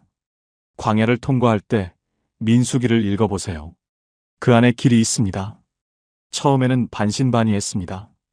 민수기에서 무슨 답을 얻겠나 싶었습니다. 그런데 읽기 시작하면서 눈물이 났다고 합니다. 이스라엘 백성이 광야에서 원망할 때 하나님이 어떻게 반응하셨는지, 불순종했을 때 무슨 일이 일어났는지, 그러나 그 가운데서도 하나님이 한 번도 그들을 버리지 않으셨다는 것, 구름 기둥과 불 기둥으로 끝까지 인도하셨다는 것, 그 말씀이 자신의 상황과 너무나 똑같았습니다. 그때 깨달았다고 합니다. 토라는 옛날 역사가 아니라 지금 내 삶을 비추는 거울이었습니다. 그 후 1년 기적처럼 새로운 거래처가 열리고 사업이 회복되었습니다. 지금도 김정호 장로님은 매일 아침 토라 한 장씩을 읽으십니다. 사랑하는 여러분, 토라가 맨 앞에 있는 것은 우연이 아닙니다. 하나님께서 의도적으로 그 자리에 두셨습니다. 토라가 기초이기 때문입니다. 이 기초 위에서만 나머지 성경이 바르게 이해됩니다. 혹시 그동안 레위기, 민수기, 신명기를 건너뛰셨습니까? 너무 어렵고 지루해서 포기하셨습니까? 오늘부터 다시 도전해 보십시오. 이 책들이 맨 앞에 있는 이유를 기억하면서 읽어보십시오. 하나님의 말씀이 여러분 삶의 기초가 되고 발의 등이 되고 길의 빛이 될 것입니다. 함께 기도하겠습니다. 사랑하는 하나님 아버지, 토라의 소중함을 깨닫게 해주셔서 감사합니다. 그동안 어렵다고 건너뛰었던 율법서 안에 생명의 말씀이 담겨 있음을 고백합니다. 레위기를 읽을 때 예수님의 십자가가 보이게 하시고 민수기를 읽을 때 광야를 인도하시는 주님이 보이게 하소서. 토라가 제 삶의 기초가 되게 하시고 이 말씀 위에 제 인생을 세워가게 하소서. 예수님의 이름으로 기도합니다. 아멘. 이제 세 번째 비밀로 넘어갑니다. 예언서의 배열에도 놀라운 비밀이 숨겨져 있습니다. 우리가 알던 것과 완전히 다른 순서입니다. 세 번째 비밀 예언서의 배열이 다릅니다. 역사가 아니라 하나님의 음성입니다. 세 번째 비밀은 예언서에 관한 것입니다. 우리 성경에서 예언서라고 하면 보통 무엇이 떠오르십니까? 이사야, 예레미야, 에스겔, 다니엘, 그리고 호세아부터 말라기까지 12명의 소선지자들. 대선지서와 소선지서, 이렇게 나뉘어 있습니다. 그런데 히브리어 성경의 예언서, 네비임은 구성이 완전히 다릅니다. 네비임은 두 부분으로 나뉩니다. 전기 예언서와 후기 예언서입니다. 전기 예언서에는 무엇이 들어가 있는지 아십니까? 여호수아, 사사기, 사무엘, 열왕기. 이 책들입니다. 잠깐, 이상하지 않습니까? 우리 성경에서 이 책들은 역사서로 분류되어 있습니다. 그런데 히브리어 성경에서는 예언서입니다. 왜 역사책이 예언서에 들어가 있을까요? 여기에 엄청난 비밀이 숨겨져 있습니다. 유대인들은 이 책들을 단순한 역사 기록으로 보지 않았습니다. 선지자들의 눈으로 해석된 역사, 곧 예언적 역사로 보았습니다. 다시 말해서 이 책들은 그냥 왕들이 언제 즉위하고 언제 죽었는지를 기록한 게 아닙니다. 하나님께서 역사 가운데 어떻게 말씀하고 계셨는지를 보여주는 책들입니다. 역사의 저자가 하나님이심을 증거하는 예언적 선언입니다. 열왕기를 예로 들어보겠습니다. 우리는 열왕기를 읽으면서 솔로몬, 여로보암, 아합, 히스기야 이런 왕들의 이야기로 읽습니다. 누가 잘했고 누가 못했는지 역사적 사건 중심으로 읽습니다. 그러나 히브리어 관점에서 열왕기는 다르게 읽힙니다. 이것은 하나님께서 토라에 주신 약속과 경고가 어떻게 성취되는지를 보여주는 예언의 증거입니다. 토라에서 하나님은 말씀하셨습니다. 순종하면 복을 받고 불순종하면 저주를 받을 것이라고. 열왕기는 이 말씀이 역사 속에서 정확히 성취되는 것을 보여줍니다. 열왕기하 17장에 북이스라엘이 멸망하는 장면이 나옵니다. 아수르에 의해 사마리아가 함락됩니다. 그 이유가 무엇이라고 기록되어 있습니까? 열왕기하 17장 7절부터 8절입니다. 이 일은 이스라엘 자손이 자기를 애굽 땅에서 인도하여 내사 애굽 왕 바로의 손에서 벗어나게 하신 그들의 하나님 여호와께 죄를 범하고 다른 신들을 경외하며 여호와께서 이스라엘 자손 앞에서 쫓아내신 이방 나라들의 규례와 이스라엘 왕들이 세운 규례를 행하였음이라. 역사적 사건 뒤에 영적 원인이 있습니다. 하나님의 말씀을 떠났기 때문입니다. 이것이 예언적 역사관입니다. 후기 예언서에는 이사야, 예레미야, 에스겔이 있습니다. 그리고 호세아부터 말라기까지 12권은 하나로 묶여서 12예언서라고 불립니다. 우리가 소선지서라고 부르는 책들입니다. 그런데 히브리어 성경에서는 이 12권이 한 권의 두루마리에 기록되어 있었습니다. 분량이 짧아서 따로 두루마리를 만들기 어려웠기 때문입니다. 그래서 하나의 책으로 취급되었습니다. 그리고 여기서 중요한 점이 있습니다. 우리 성경에는 다니엘이 대선지서에 포함되어 있습니다. 이사야, 예레미야, 에스겔, 다니엘 이렇게 4권이 대선지서입니다. 그러나 히브리어 성경에서 다니엘은 예언서가 아닙니다. 다니엘은 세 번째 부분인 케투빔, 곧 성문서에 들어가 있습니다. 왜 그럴까요? 유대 전통에서 다니엘은 예언자가 아니라 현자로 여겨졌습니다.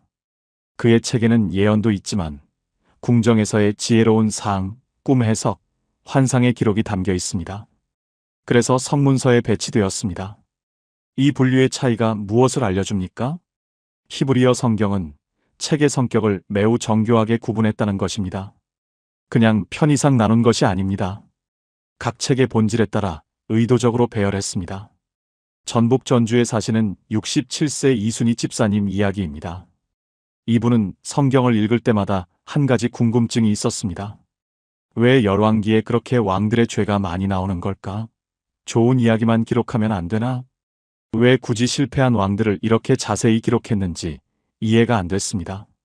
그러다가 열왕기가 예언서라는 사실을 알게 되었습니다. 이것이 역사 기록이 아니라 하나님의 말씀이 역사 속에서 어떻게 살아 역사하시는지를 보여주는 예언적 증거라는 것을 알게 되었습니다. 그 후로 열왕기가 다르게 읽히기 시작했다고 합니다. 아합 왕의 실패를 읽으면서 자신의 삶을 돌아보게 되었습니다. 히스기야 왕의 회개를 읽으면서 자신도 무릎 꿇게 되었습니다. 역사 속 왕들의 이야기가 오늘 자신에게 말씀하시는 하나님의 음성으로 들리기 시작했습니다.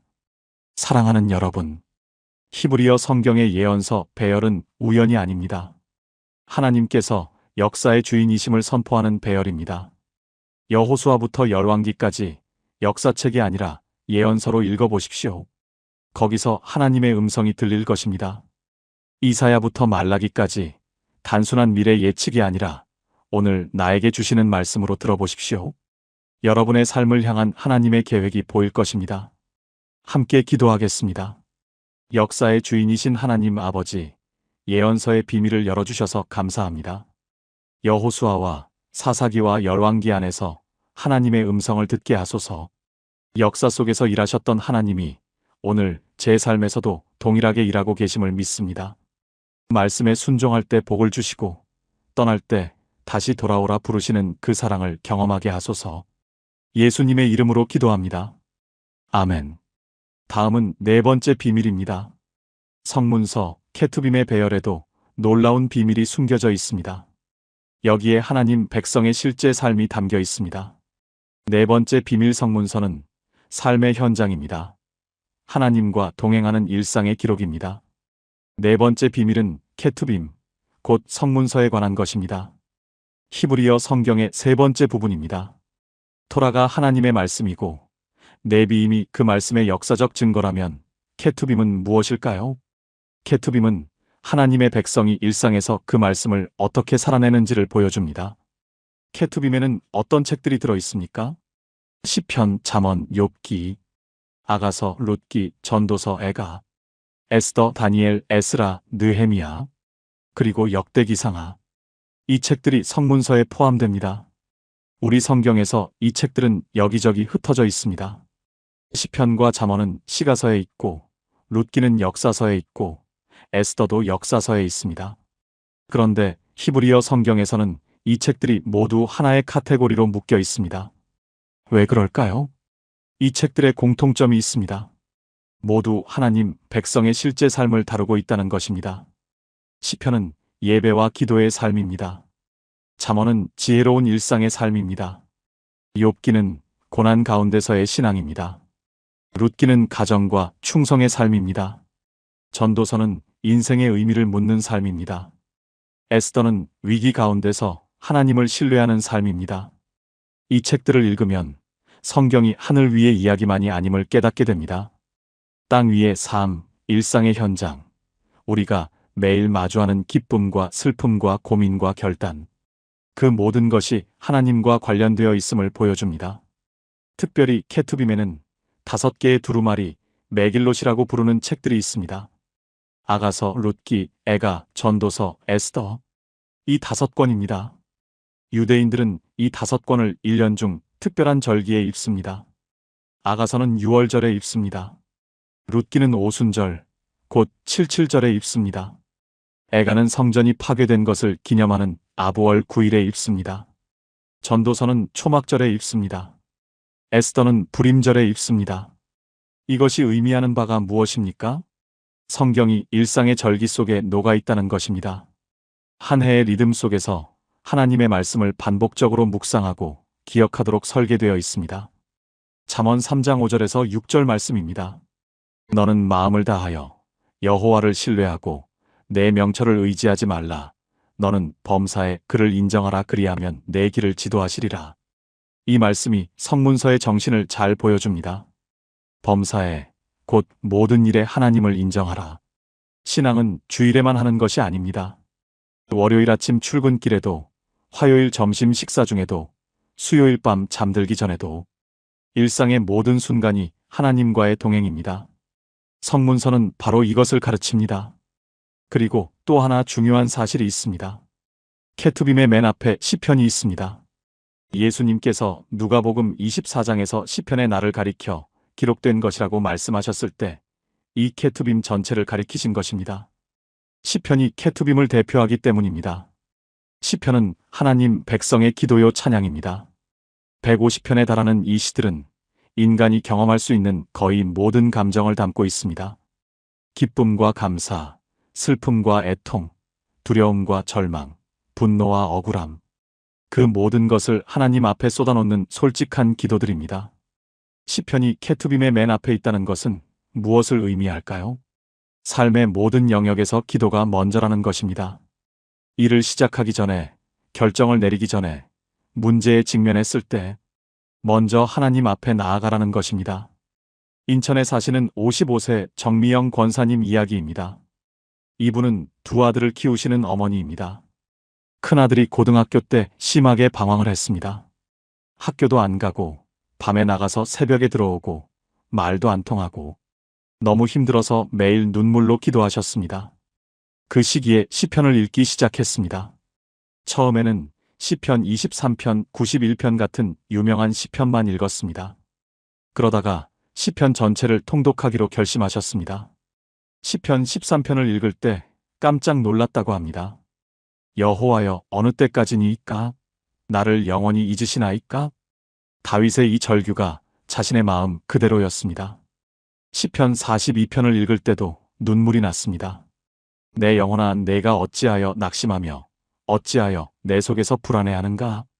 시편을 읽으면서 깨달았습니다. 나만 이런 게 아니구나. 다윗도 이렇게 절망했구나. 하나님 앞에 이렇게 솔직해도 되는구나.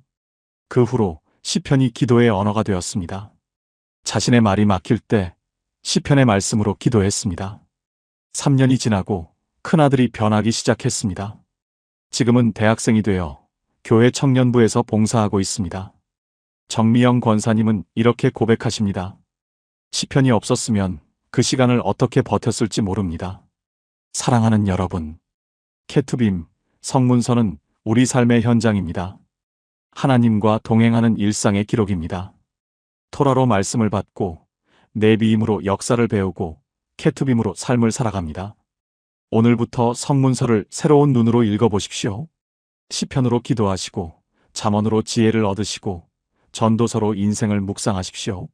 룻기에서 충성을, 에스더에서 용기를, 욥기에서 인내를 배우십시오. 이 책들이 여러분의 일상에 하나님을 모셔올 것입니다. 함께 기도하겠습니다. 생명의 주인이신 하나님 아버지, 성문서의 귀한 가르침을 감사드립니다. 시편으로 기도하게 하시고 잠언으로 지혜롭게 하시고 전도서로 겸손하게 하소서. 제 일상의 모든 순간에 주님을 인정하며 범사의 주님과 동행하게 하소서. 주일뿐 아니라 월요일도 화요일도 매일매일 주님 안에서 살게 하소서. 예수님의 이름으로 기도합니다. 아멘. 5번째 비밀로 넘어갑니다. 시편이 성경 한가운데 있는 이유. 거기에 놀라운 비밀이 숨겨져 있습니다. 5번째 비밀, 시편은 성경의 심장입니다. 모든 말씀이 여기서 만납니다. 5번째 비밀은 시편의 위치에 관한 것입니다. 시편은 구약 성경 한가운데 있습니다. 이것은 우연일까요? 시편은 모두 150편입니다. 그런데 이 150편이 5권으로 나뉘어 있다는 사실을 아십니까? 한 권은 시편 1편부터 41편까지, 두 권은 42편부터 72편까지, 세 권은 73편부터 89편까지, 네 권은 90편부터 106편까지, 5권은 107편부터 150편까지입니다. 왜 5권으로 나뉘어 있을까요? 토라, 곧 모세오경이 5권이기 때문입니다. 유대 전통에서 시편은 다윗의 토라라고 불렸습니다. 모세가 율법을 주었다면 다윗은 기도와 찬양을 주었습니다. 시편의 5권 구조는 토라의 5권과 의도적으로 대응됩니다. 이것이 무엇을 의미할까요? 시편은 토라의 말씀을 기도와 찬양으로 바꾸는 책입니다. 하나님의 명령을 마음의 고백으로 전환하는 책입니다. 율법이 머리에서 가슴으로 내려오는 통로입니다. 시편 1편을 보십시오. 시편 전체가 이 말씀으로 시작합니다. 복 있는 사람은 악인들의 꾀를 따르지 아니하며 죄인들의 길에 서지 아니하며 오만한 자들의 자리에 앉지 아니하고 오직 여호와의 율법을 즐거워하여 그의 율법을 주야로 묵상하는도다. 시편의 첫 번째 시가 토라, 곧 율법에 대한 찬양으로 시작합니다. 복 있는 사람이 누구입니까? 여호와의 율법을 즐거워하고 주야로 묵상하는 사람입니다. 시편은 처음부터 토라와 연결되어 있습니다. 시편 19편에서도 다윗은 이렇게 노래합니다. 여호와의 율법은 완전하여 영혼을 소생시키며 여호와의 증거는 확실하여 우둔한 자를 지혜롭게 하며. 토라의 완전함을 찬양하는 시입니다. 율법이 영혼을 소생시킨다고 고백합니다. 그리고 시편 중 가장 긴 시편 119편을 보십시오. 무려 176절로 이루어진 이 시편 전체가 하나님의 말씀, 곧 토라에 대한 사랑 고백입니다. 주의 말씀은 내 발의 등이요 내 길의 빛이니이다. 주의 율례들로 말미암아 내가 명철하게 되었으므로 모든 거짓 행위를 미워하나이다. 주의 말씀의 맛이 내게 어찌 그리 단지요 내 입의 꿀보다 더하니이다. 이 고백들이 시편 119편에 가득합니다. 시편이 성경의 중앙에 위치한다는 것은 깊은 의미가 있습니다. 시편은 구약 전체를 연결하는 중심축입니다. 토라의 가르침이 시편에서 기도가 됩니다. 예언서의 메시지가 시편에서 찬양이 됩니다. 성문서의 지혜가 시편에서 묵상이 됩니다. 그래서 시편은 성경의 심장이라고 불립니다. 심장이 피를 온몸으로 보내듯이 시편은 성경의 생명을 우리 삶으로 보냅니다. 그리고 시편에는 예수님에 대한 예언이 가장 많이 담겨 있습니다. 시편 22편은 십자가의 고난을 예언합니다. 나의 하나님이여, 나의 하나님이여, 어찌 나를 버리셨나이까? 예수님께서 십자가에서 이 시편을 인용하셨습니다. 시편 23편은 선한 목자 되신 예수님을 보여줍니다. 시편 110편은 메시아의 왕권을 선포합니다. 신약에서 가장 많이 인용되는 구약책이 바로 시편입니다. 강원도 춘천에 사시는 72세 최영자 권사님 이야기입니다. 이분은 남편을 10년 전에 하늘나라로 보내셨습니다. 홀로 지내시면서 외로움이 많으셨습니다. 특히 밤이 되면 쓸쓸함이 밀려왔습니다. 그때부터 매일 밤 시편을 읽기 시작하셨습니다. 처음에는 시편 23편, 91편 같은 익숙한 시편을 읽으셨습니다. 그러다가 1편부터 150편까지 순서대로 읽기 시작하셨습니다. 시편을 읽으면서 깨달은 것이 있다고 하십니다. 다윗도 외로웠구나. 다윗도 무서웠구나. 다윗도 울었구나. 하지만 다윗은 항상 하나님께로 돌아갔구나. 시편 23편 4절 말씀이 특별히 마음에 와닿았습니다. 내가 사망의 음침한 골짜기로 다닐지라도 해를 두려워하지 않을 것은 주께서 나와 함께 하심이라. 주께서 나와 함께 하신다. 이 말씀이 밤마다 위로가 되었습니다. 이제는 시편 150편을 다 읽으면 다시 1편으로 돌아가 읽으십니다. 벌써 30번 넘게 통독하셨다고 합니다. 시편이 친구가 되었고, 시편이 위로가 되었고, 시편이 기도가 되었습니다. 사랑하는 여러분, 시편은 성경의 심장입니다.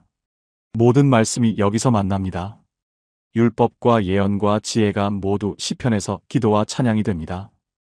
혹시 기도가 막혀 있으십니까? 내 말로 기도하기 어려우십니까? 시편으로 기도해 보십시오. 다윗의 말을 빌려 하나님께 나아가 보십시오. 시편이 여러분의 기도 언어가 되어줄 것입니다. 함께 기도하겠습니다. 사랑의 하나님 아버지, 시편이 성경의 심장임을 깨닫게 해주셔서 감사합니다. 다윗처럼 솔직하게 주님께 나아가게 하소서. 기쁠 때도 슬플 때도 감사할 때도 원망이 올라올 때도 시편으로 기도하게 하소서. 주의 말씀이 제 발의 등이 되고 제 길의 빛이 되게 하소서. 150편의 시편이 제 영혼을 매일 소생시키는 은혜를 경험하게 하소서. 예수님의 이름으로 기도합니다. 아멘. 6번째 비밀은 정말 놀라운 내용입니다. 히브리어 성경은 말라기가 아닌 다른 책으로 끝납니다. 왜 그럴까요? 거기에 하나님의 깊은 뜻이 담겨 있습니다. 6번째 비밀 역대기로 끝나는 성경, 희망으로 마무리됩니다. 6번째 비밀은 구약 성경의 마지막 책에 관한 것입니다. 이것은 정말 충격적인 사실입니다. 우리 성경에서 구약의 마지막 책은 무엇입니까? 말라기입니다. 말라기 4장 5절에서 6절로 구약이 끝납니다. 보라, 여호와의 크고 두려운 날이 이르기 전에 내가 선지자 엘리야를 너희에게 보내리니 그가 아버지의 마음을 자녀에게로 자녀들의 마음을 그들의 아버지에게로 돌이키게 하리라. 그렇지 아니하면 두렵건대 내가 와서 저주로 그 땅을 칠까 하노라. 구약이 저주라는 단어로 끝납니다. 그래서 구약 다음에 400년의 침묵이 오고 신약에서 구원이 시작된다는 흐름이 자연스럽습니다. 그런데 히브리어 성경은 다르게 끝납니다. 히브리어 성경의 마지막 책은 역대기하입니다.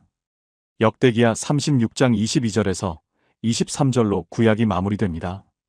바사왕 고레스 원년에 여호와께서 예레미야의 입으로 하신 말씀을 이루시려고 바사왕 고레스의 마음을 감동시키심에 그가 온 나라에 공포도 하고 조서도 내려 이르되 바사왕 고레스는 말하노니 하늘의 하나님 여호와께서 세상 모든 나라를 내게 주셨고 나에게 명령하사 유다 예루살렘에 성전을 건축하라 하셨나니 너희 중에 그의 백성된 자는 다 올라갈지어다. 너희 하나님 여호와께서 함께 하시기를 원하노라 하였더라.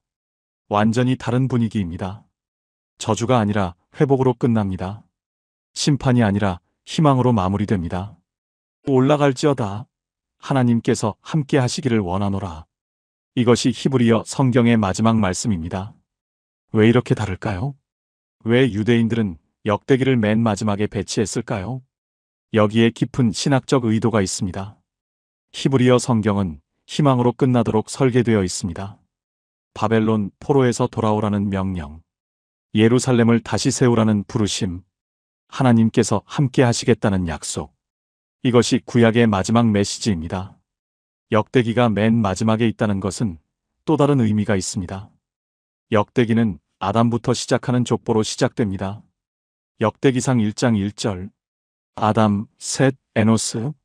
인류의 시작부터 다윗 왕조까지 이어지는 긴 역사를 담고 있습니다. 그리고 역대기는 성전 건축에 초점을 맞추고 있습니다. 다윗이 성전 건축을 준비하고 솔로몬이 성전을 완성하고 성전이 파괴되었다가 다시 건축하라는 명령으로 끝납니다. 이것이 무엇을 가리킵니까? 성전의 회복입니다. 하나님의 임재가 다시 돌아오는 것입니다. 역대기 마지막에 올라갈지어다는 단순히 지리적 귀환이 아닙니다. 하나님께로 돌아가라는 영적 초대입니다. 그리고 신약 성경이 어떻게 시작됩니까?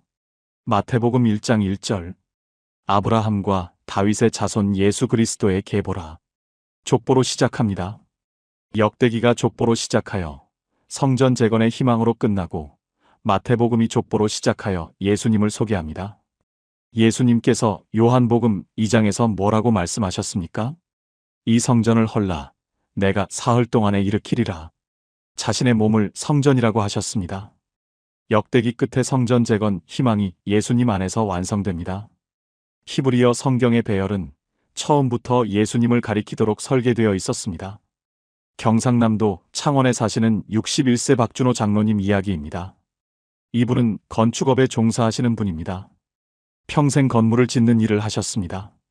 그런데 몇 년 전 회사가 심각한 위기를 맞았습니다. 대형 프로젝트에서 큰 손실이 발생했고 부도 직전까지 갔습니다. 모든 것이 무너지는 것 같았습니다. 30년간 쌓아온 모든 것이 허물어지는 느낌이었습니다. 그때 새벽 기도에서 역대기를 읽게 되었습니다. 역대기야 마지막 장을 읽는데 마음이 울렁거렸습니다. 예루살렘이 파괴되고 성전이 불탔고 백성이 포로로 끌려갔습니다.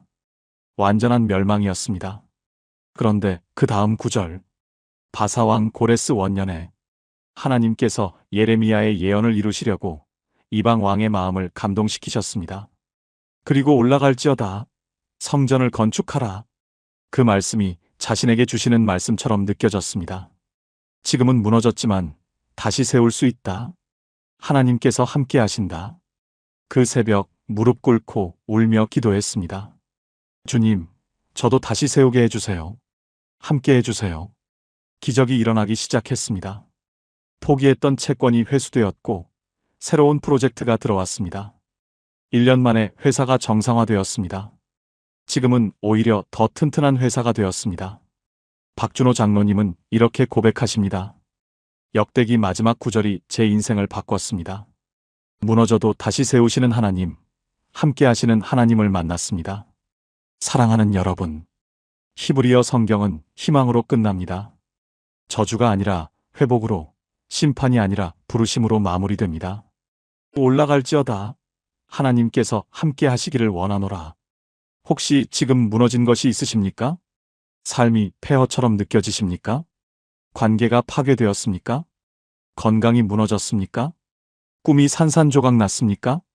그래도 희망이 있습니다. 역대기의 하나님은 회복의 하나님이십니다. 포로된 자들을 돌아오게 하시고 무너진 성전을 다시 세우시는 분이십니다. 오늘 여러분에게도 말씀하십니다. 올라갈지어다. 내가 너와 함께 하리라. 함께 기도하겠습니다. 회복의 하나님 아버지, 역대기 마지막 말씀으로 희망을 주셔서 감사합니다. 제 인생에 무너진 것들을 다시 세워주소서. 폐허가 된 마음에 성전을 세워주소서. 파괴된 관계를 회복시켜 주소서. 주님께서 저와 함께 하심을 믿고 다시 올라가겠습니다. 다시 세우겠습니다.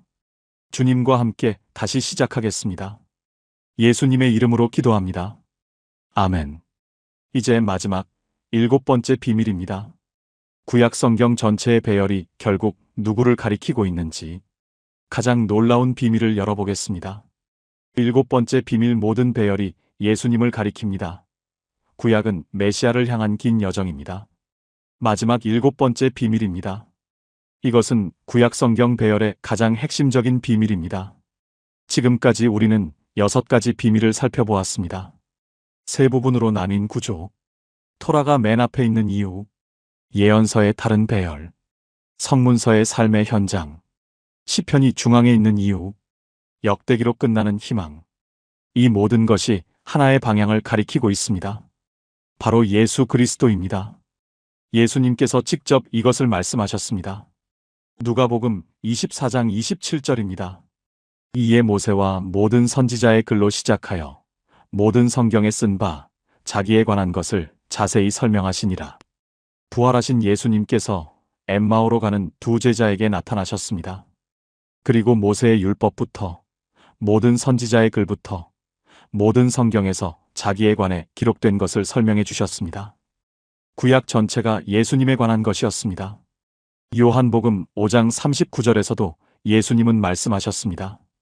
너희가 성경에서 영생을 얻는 줄 생각하고 성경을 연구하거니와 이 성경이 곧 내게 대하여 증언하는 것이니라. 유대인들은 성경을 열심히 연구했습니다. 토라를 외우고 예언서를 읽고 성문서를 묵상했습니다. 그런데 그 성경이 가리키는 분을 알아보지 못했습니다. 성경의 모든 말씀이 예수님을 증언하고 있었는데 말입니다. 구약 성경의 배열을 다시 생각해 보십시오. 토라는 무엇을 보여줍니까? 인간의 죄와 구원의 필요성입니다. 창세기에서 인간은 타락하고 에덴에서 쫓겨납니다. 출애굽기에서 어린 양의 피로 죽음을 면합니다. 레위기에서 속죄를 위한 희생제물이 필요합니다. 이 모든 것이 어린 양 되신 예수님을 예표합니다. 예언서는 무엇을 보여줍니까? 오실 메시아에 대한 약속입니다. 이사야 53장의 고난받는 종, 미가 5장의 베들레헴에서 나실 통치자, 스가랴 9장의 겸손하게 나귀를 타고 오시는 왕, 모두 예수님을 가리킵니다. 성문서는 무엇을 보여줍니까? 메시아를 기다리며 살아가는 신앙의 삶입니다. 시편에서 다윗은 메시아의 고난과 영광을 노래합니다. 잠언의 지혜는 예수님 안에서 완성됩니다. 고린도전서 1장 30절에서 바울은 예수님이 우리의 지혜가 되셨다고 말합니다. 그리고 히브리어 성경이 역대기로 끝나는 것. 올라갈지어다. 성전을 건축하라.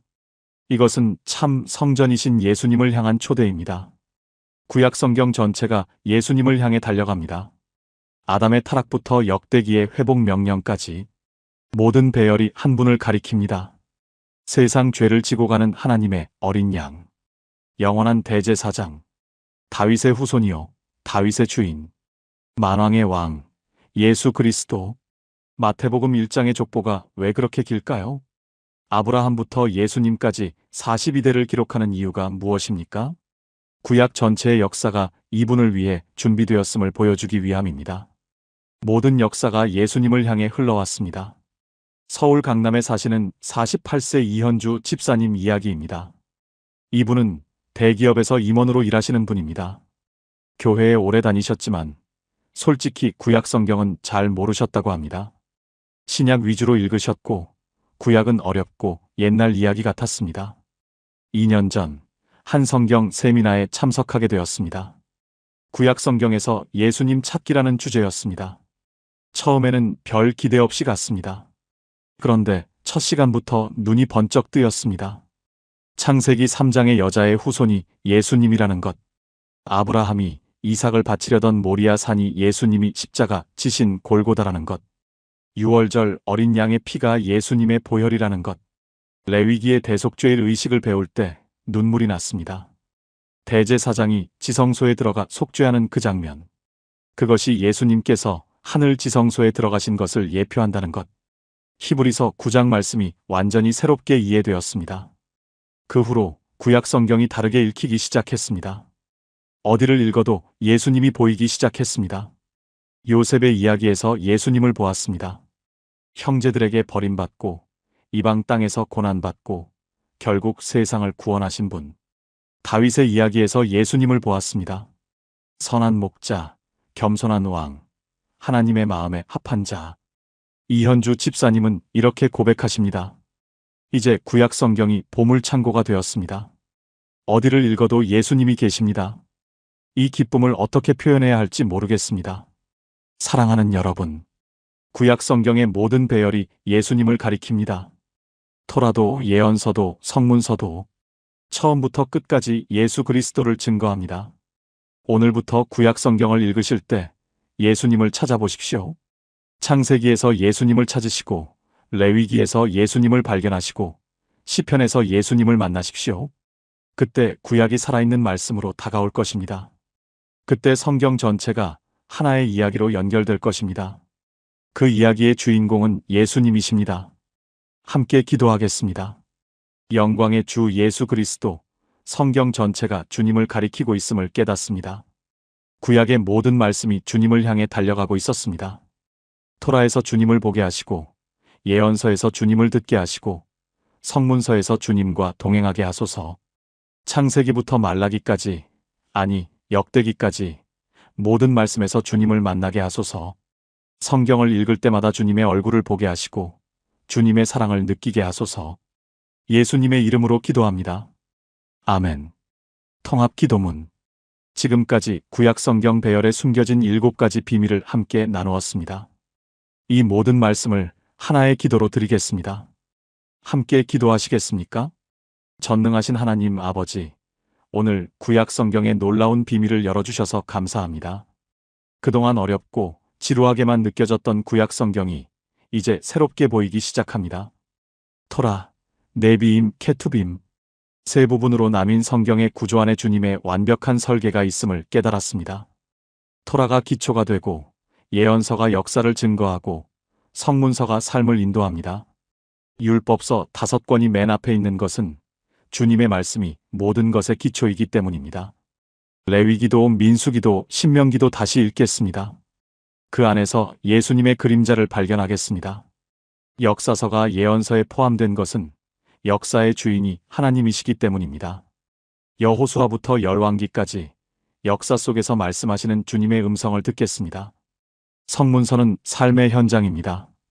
시편으로 기도하고, 잠언으로 지혜를 얻고, 전도서로 겸손을 배우겠습니다.